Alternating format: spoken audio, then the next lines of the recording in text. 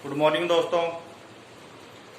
आज की क्लास में हम अध्ययन करेंगे संधारित्र के बारे में, जो कि एग्जाम की दृष्टि से बहुत ही मोस्ट इंपोर्टेंट क्वेश्चन आता है। यहाँ से संधारित्र आपको एग्जाम में पूछता है, संधारित्र किसे कहते हैं, संधारित्र की परिभाषा पूछता है और पूछता है संधारित्र का सिद्धांत और संधारित्रों का संयोजन। तो पहले संधारित्र किसे कहते हैं? ऐसी युक्ति जिसमें चालक के आकार को बिना बदले उसकी धारिता को बढ़ाया जा सके। इसमें ऐसी युक्ति जिसमें चालक के आकार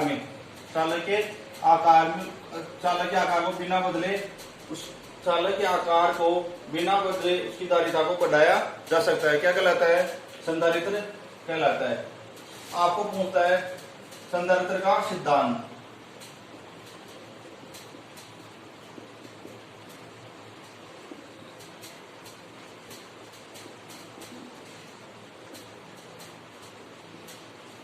संधारित्र का सिद्धांत क्या होता है? जब किसी आवेशित चालक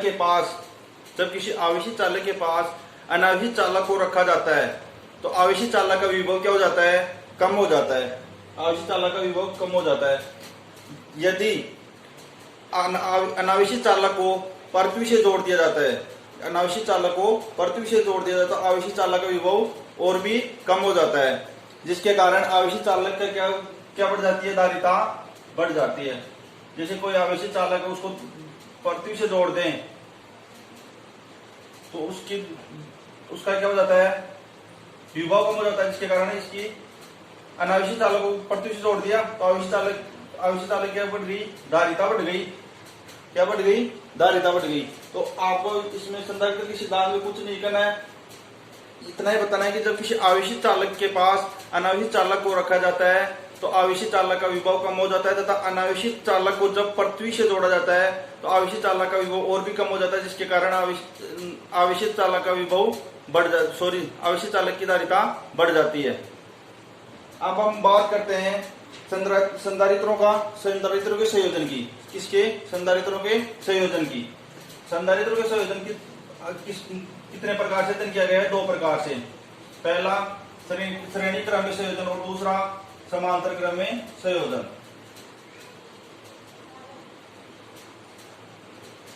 संधारित्रों के संयोजन में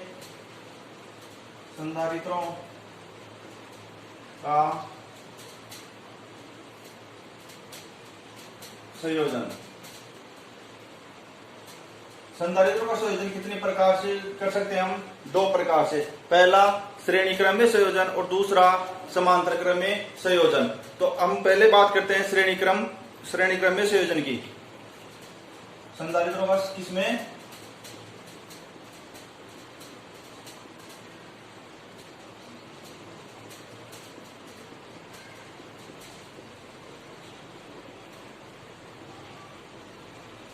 संधारित्रों का श्रेणी क्रम में संयोजन। आपको एग्जाम में पूछता है संधारित्रों का श्रेणी क्रम संयोजन में अध्ययन कीजिए, या संधारित्रों का श्रेणी क्रम संयोजन बताइए। तो आपको एग्जाम में कुछ नहीं करना है कि पहले आपको डायग्राम, यदि आपको डायग्राम अच्छे से समझ में आ गया तो आप इसकी थ्योरी और डेरिवेशन आराम से कर सकते हो, इतनी हार्ड भी नहीं है। तो आपको डायग्राम अच्छे से समझना है। डायग्राम में क्या करना है हमारे को? सबसे पहले 2 बिंदु लेने हैं, ए बिंदु और बी बिंदु। अब हम क्या करते हैं? इस बिंदु ए और बी के मध्य क्या रखते हैं? संधारित्र रखते हैं। इस बिंदु ए और बी के मध्य क्या लेते हैं हम? संधारित्र लेते हैं। संधारित्र C1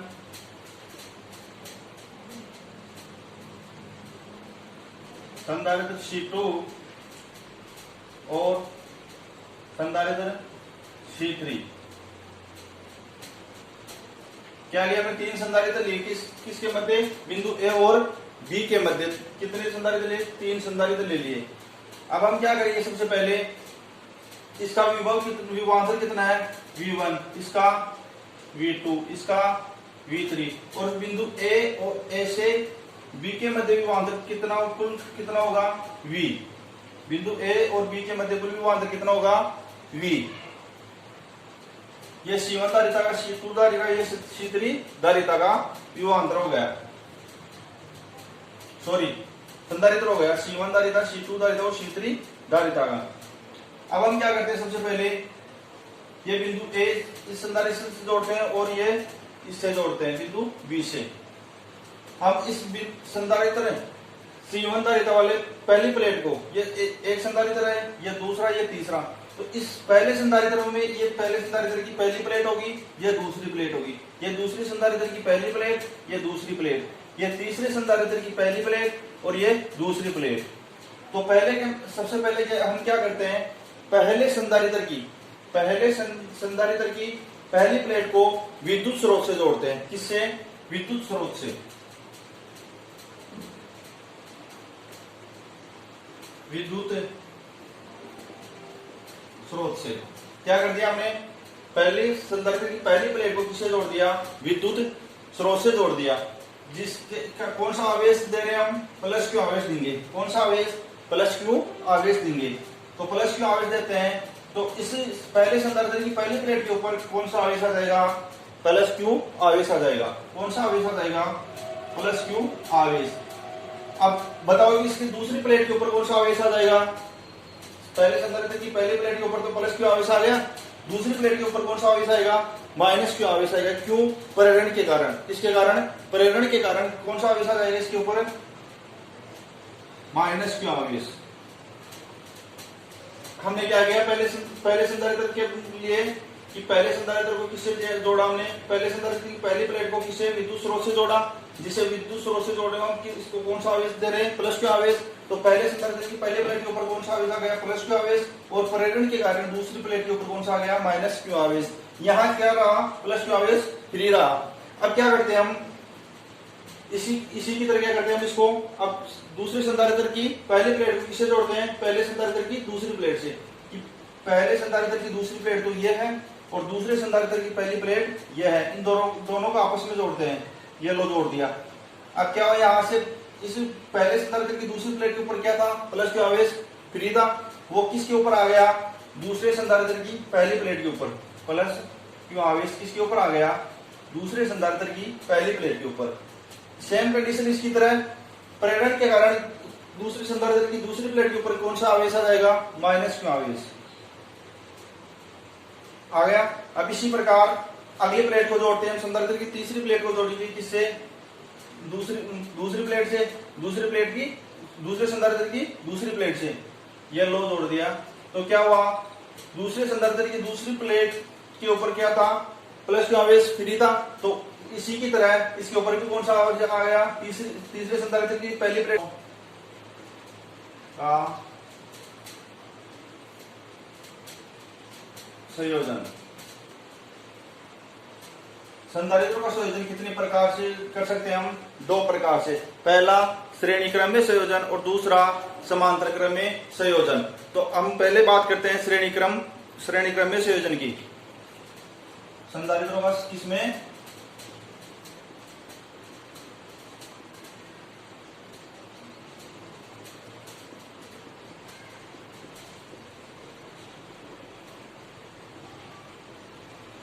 संधारित्रों का श्रेणी क्रम में संयोजन। आपको एग्जाम में पूछता है संधारित्रों का श्रेणी क्रम संयोजन में अध्ययन कीजिए, या संधारित्रों का श्रेणी क्रम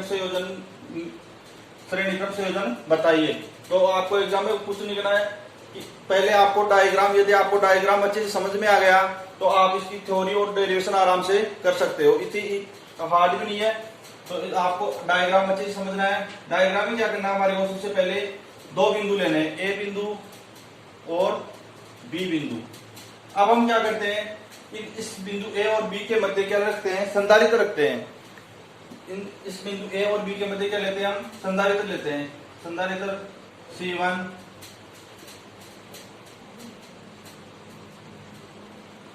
संधारित्र C2 और संधारित्र C3। क्या लिया हमने, तीन संधारित्र लिए। किसके मध्य, बिंदु ए और बी के मध्य। कितने संधारित्र लिए, तीन संधारित्र ले लिए। अब हम क्या करेंगे, सबसे पहले इसका विभवांतर कितना है, V1, इसका V2, इसका V3, और बिंदु ए से बी के मध्य विभवांतर कितना होगा, V। बिंदु ए और बी के मध्य कुल विभवांतर कितना होगा, V। ये C1 धारिता का C2 धारिता का, ये C3 धारिता का विभवांतर हो गया, सॉरी संधारित्र हो गया, C1 धारिता, C2 धारिता और C3 धारिता का। अब हम क्या करते हैं, सबसे पहले ये बिंदु A इस संधारित्र से जोड़ते हैं और ये इससे जोड़ते हैं बिंदु B से। हम इस संधारित्र C1 धारिता वाले पहली प्लेट को, ये एक संधारित्र है, ये दूसरा, ये तीसरा, तो इस पहले संधारित्र में ये पहले संधारित्र की पहली प्लेट होगी, ये दूसरी प्लेट होगी, ये दूसरी संधारित्र की पहली प्लेट, ये दूसरी प्लेट, ये तीसरे संधारित्र की पहली प्लेट और ये दूसरी प्लेट। तो सबसे पहले हम क्या करते हैं, पहले संधारित्र की पहली प्लेट को विद्युत स्रोत से जोड़ते हैं। किससे? विद्युत स्रोत से।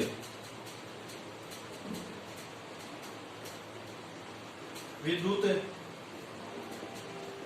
स्रोत से क्या कर दिया हमने, पहले संधारित्र की पहली प्लेट को किससे जोड़ दिया, विद्युत स्रोत से जोड़ दिया। जिसके कौन सा आवेश दे रहे हैं हम, प्लस क्यू आवेश देंगे। कौन सा आवेश, प्लस क्यू आवेश देंगे। तो प्लस क्यू आवेश देते हैं, तो इस पहले संधारित्र की पहली प्लेट के ऊपर कौन सा आवेश आ जाएगा, प्लस क्यू आवेश आ जाएगा। कौन सा आवेश आ जाएगा, प्लस क्यू आवेश। अब बताओ कि इसकी दूसरी प्लेट के ऊपर कौन सा आवेश आ जाएगा, पहले संधारित्र की पहली प्लेट के ऊपर तो प्लस क्यू आवेश आ गया, दूसरी प्लेट के ऊपर कौन सा आवेश आएगा, माइनस क्यू आवेश आएगा। क्यों? प्रेरण के कारण। किसके कारण? प्रेरण के कारण कौन सा आवेश आ जाएगा इसके ऊपर, माइनस क्यू आवेश। हमने क्या किया, पहले संधारित्र के लिए कि पहले संधारित्र को किससे जोड़ा हमने, पहले संधारित्र की पहली प्लेट को किससे, विद्युत स्रोत से जोड़ा। जिसे विद्युत स्रोत से जोड़े हम इसको कौन सा आवेश दे रहे हैं, प्लस क्यू आवेश। तो पहले संधारित्र की पहली प्लेट के ऊपर कौन सा आवेश आ गया, प्लस क्यू आवेश, और प्रेरण के कारण दूसरी प्लेट के ऊपर कौन सा आ गया, माइनस क्यू आवेश। यहाँ क्या रहा, प्लस क्यू आवेश फ्री रहा। अब क्या करते हैं हम, इसी की तरह क्या करते हैं हम इसको, अब दूसरे संधारित्र की पहली प्लेट को किससे जोड़ते हैं, पहले संधारित्र की दूसरी प्लेट से। पहले संधारित्र की दूसरी प्लेट तो ये है और दूसरे संधारित्र की पहली प्लेट ये है, इन दोनों को आपस में जोड़ते हैं। ये लो जोड़ दिया। अब क्या हुआ, यहाँ से इस पहले संधारित्र की दूसरी प्लेट के ऊपर क्या था, प्लस क्यू आवेश फ्री था, वो किसके ऊपर आ गया, दूसरे संधारित्र की पहली प्लेट के ऊपर। प्लस क्यू आवेश किसके ऊपर आ गया, दूसरे संधारित्र की पहली प्लेट के ऊपर। सेम कंडीशन इसकी तरह, प्रेरण के कारण दूसरे संधारित्र की दूसरी प्लेट के ऊपर कौन सा आवेश आ जाएगा, माइनस क्यू आवेश आ गया। अब इसी प्रकार अगली प्लेट को जोड़ते हैं, संधारित्र की तीसरी प्लेट को जोड़ेंगे, किससे, दूसरी प्लेट से, दूसरे संधारित्र की दूसरी प्लेट से। ये लो जोड़ दिया, तो क्या हुआ, दूसरे संधारित्र की दूसरी प्लेट के ऊपर क्या था, प्लस क्यू आवेश फ्री था। तो इसी की तरह इसके ऊपर भी कौन सा आवेश आ गया, तीसरे संधारित्र की पहली प्लेट के ऊपर प्लस क्यू आवेश आ गया, और प्रेरण के कारण तीसरे संधारित्र की दूसरी प्लेट के ऊपर क्या आ गया, माइनस क्यू आवेश आ गया। हमने कुछ नहीं किया, पहले संधारित्र की पहली प्लेट को विद्युत स्रोत से जोड़ा, यहाँ से इस पहले संधारित्र की पहली प्लेट के ऊपर प्लस क्यू आवेश आ गया, प्रेरण के कारण माइनस क्यू आवेश आ गया दूसरी प्लेट के ऊपर, और फिर इस प्रकार अगले संधारित्र को जोड़ते गए। तो संधारित्र की हमेशा याद रखना, संधारित्र की पहली प्लेट के ऊपर कौन सा चार्ज आएगा, कौन सा आवेश आएगा, प्लस क्यू आवेश, और दूसरी प्लेट के ऊपर कौन सा आवेश आएगा, माइनस क्यू आवेश। हम आगे क्या करते हैं, इस बिंदु बी को किससे जोड़ते हैं, या फिर तीसरे संधारित्र की दूसरी प्लेट को किससे जोड़ देते हैं, हम पृथ्वी से जोड़ देते हैं। किससे, पृथ्वी से जोड़ते हैं। किसको जोड़ा, तीसरे संधारित्र की दूसरी प्लेट को किससे जोड़ दिया, पृथ्वी से। डायग्राम समझ में आ गया कि इसमें कुछ नहीं, आपको ये डायग्राम आपने जो डायग्राम बनाया वही केवल नीचे थ्योरी में लिख देना है। क्या लिखना है, ये हमने दो बिंदु लिए, ए बिंदु और बी बिंदु, इन दोनों बिंदुओं के मध्य संधारित्र लिए, C1 धारिता वाले, C2 और C3 धारिता वाले तीन संधारित्र ले लिए, जिनका विभवांतर V1 V2 V3 है। और सबसे पहले हमने पहले संधारित्र की पहली प्लेट को विद्युत स्रोत से जोड़ा, फिर विद्युत स्रोत से जोड़ने के बाद पहले संधारित्र की पहली प्लेट के ऊपर प्लस क्यू आवेश आ गया, और प्रेरण के कारण पहले संधारित्र की दूसरी प्लेट के ऊपर माइनस क्यू आवेश आ गया। फिर इसी प्रकार पहले संधारित्र की दूसरी प्लेट को दूसरे संधारित्र की पहली प्लेट से जोड़ा, और दूसरे संधारित्र की पहली प्लेट को पहले संधारित्र की दूसरी प्लेट से जोड़ा।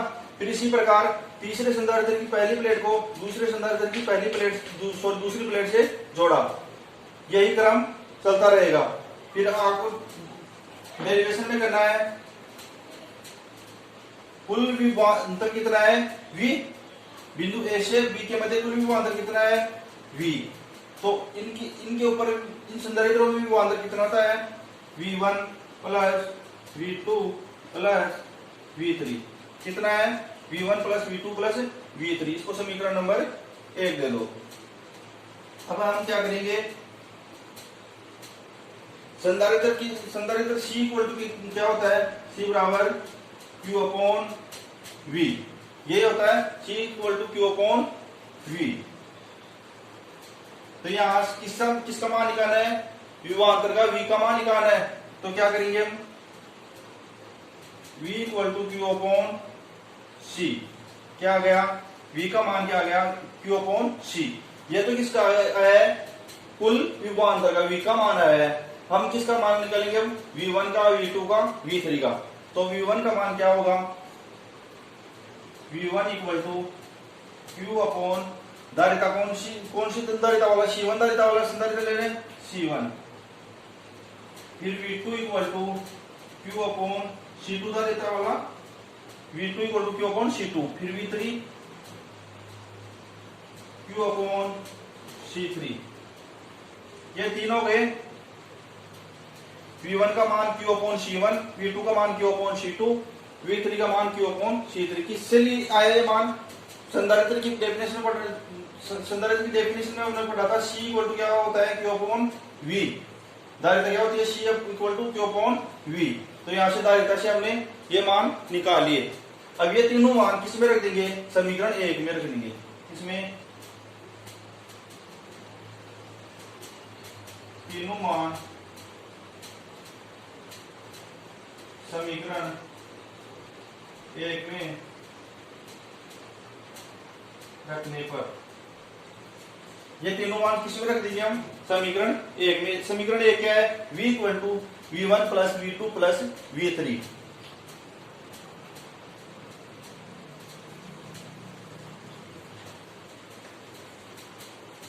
यहां से रखो समीकरण 1 में मान, V का मान कितना आया है हमारे, ये रहा V का मान कितना है Q अपॉन C, और V1 का मान कितना है Q अपॉन C1।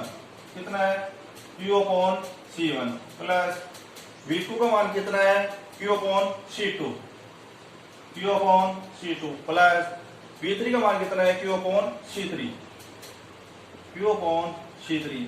क्या किया हमने, समीकरण 1 में ये तीनों मान रख दिए और यहां से V का मान रख दिया। अब यहाँ क्या कॉमन आ रहा है, Q कॉमन आ रहा है। क्या कॉमन आ रहा है, Q।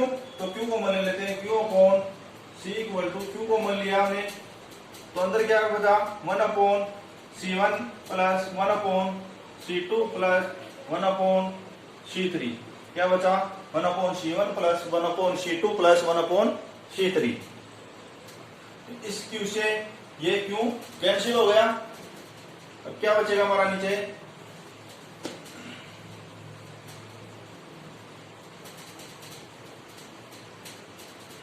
तुल्य धारिता क्या आ जाएगी हमारी 1 अपॉन C इक्वल टू, अंदर क्या बचा, यही तो बचा यहाँ, तो ये Q से Q कैंसिल हो गया। क्या बचा 1 upon C1 plus 1 upon C2 plus 1 upon C3।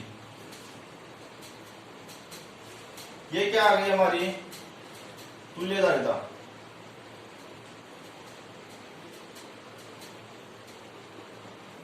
क्या आ गई तुल्य धारिता, क्या आ गई 1 upon C equal to 1 upon C1 plus 1 upon C2 plus 1 upon C3।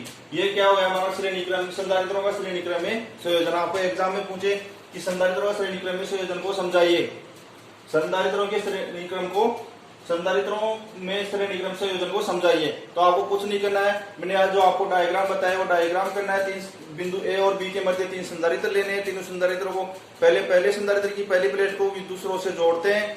फिर पहले संधारित्र की पहली प्लेट के ऊपर कौन सा चार्ज आता है, कौन सा आवेश आता है, प्लस क्यू आवेश। फिर परिवहन के कारण दूसरी प्लेट, पहले संधारित्र की दूसरी प्लेट के ऊपर कौन सा आएगा, माइनस क्यू आवेश आ जाएगा। इसी प्रकार यही सेम कंडीशन अगली संधारित्रों में चलती रहेगी। फिर वही जो डायग्राम में आपने किया वही एग्जाम में लिख देना थ्योरी में। और फिर नीचे ये डेरिवेशन कर देना। ये आपका हो गया संधारित्र के श्रेणी क्रम संयोजन। अब दूसरा है आपका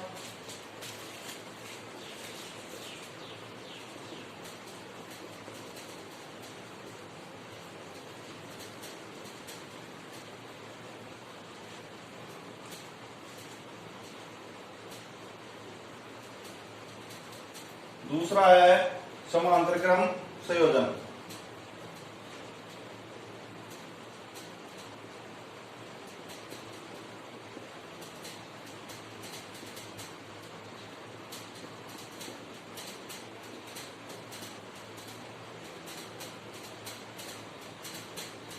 यह भी एग्जाम की दृष्टि से बहुत ही इंपॉर्टेंट है। एग्जाम में पूछता है संधारित्र के समांतर क्रम संयोजन को समझाइए। पहले क्या पूछा किया गया था हमने, संधारित्र के श्रेणी क्रम संयोजन को समझाइए। दूसरा क्या पूछ सकता है आपको, संधारित्र के समांतर क्रम संयोजन को समझाइए। इसके बारे में हम कल की क्लास में अध्ययन करेंगे। किसका है कुल विभवांतर का v का मान है। हम किसका मान निकालेंगे, हम v1 का, v2 का, v3 का। तो v1 का मान क्या होगा, v1 equal to q upon धारिता कौन सी धारिता वाला, C1 धारिता वाला संधारित्र ले लें C1। फिर v2 equal to q upon C2 धारिता वाला, v2 equal to q upon C2। फिर v3 q अपॉन C3। ये तीन हो गए। v1 का मान q अपॉन C1, v2 का मान q अपॉन C2, v3 का मान q अपॉन C3। किससे लिए आया ये मान, संधारित्र की डेफिनेशन में संधारित्र की डेफिनेशन में हमने पढ़ा था C इक्वल टू क्या होता है q अपॉन v। धारिता क्या होती है, C equal to q upon v। तो यहां से धारिता से हमने ये मान निकाल लिए। अब ये तीनों मान किस में रख देंगे, समीकरण 1 में रख देंगे। इसमें तीनों मान समीकरण 1 में रखने पर, ये तीनों मान किस में रख दीजिए हम, समीकरण 1 में। समीकरण 1 क्या है, v equal to v1 plus v2 plus v3।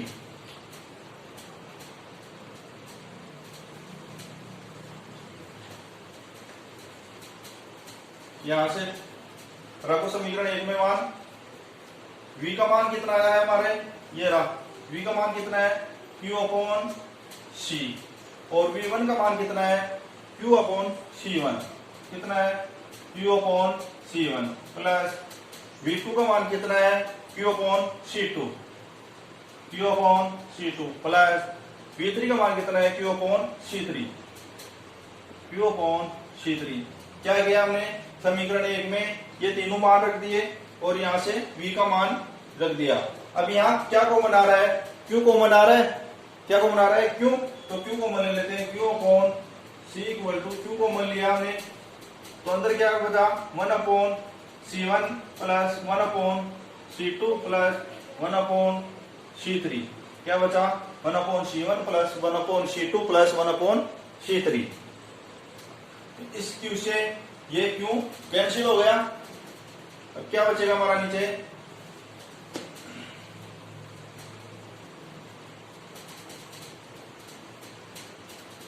तुल्य धारिता क्या आ जाएगी हमारी 1 अपॉन c इक्वल टू, अंदर क्या बचा, यही तो बचा यहाँ, तो ये q से q कैंसिल हो गया। क्या बचा 1 upon c1 plus 1 upon c2 plus 1 upon c3। ये क्या आ गई हमारी तुल्य धारिता।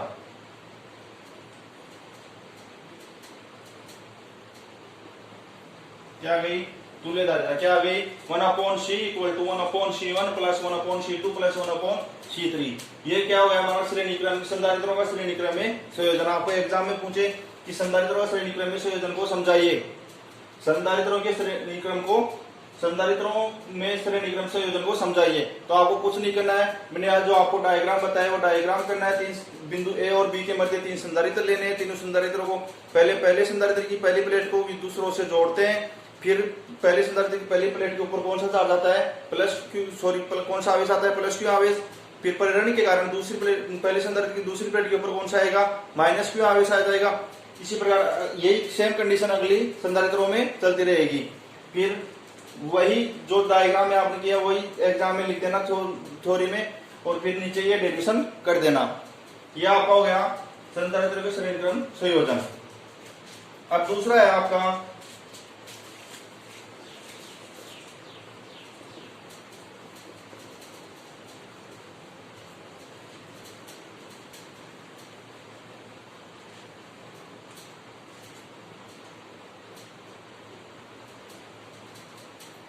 है समांतर क्रम संयोजन।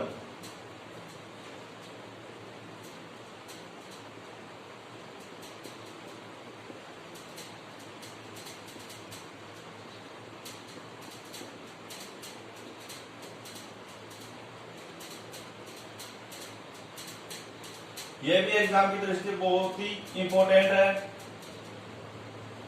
एग्जाम में पूछता है संधारित्र के समांतर क्रम संयोजन को समझाइए। पहले क्या पूछा किया गया था हमने, संधारित्र के श्रेणी क्रम संयोजन को समझाइए। दूसरा क्या पूछ सकता है आपको, संधारित्र के समांतर क्रम संयोजन को समझाइए। इसके बारे में हम कल की क्लास में अध्ययन करेंगे।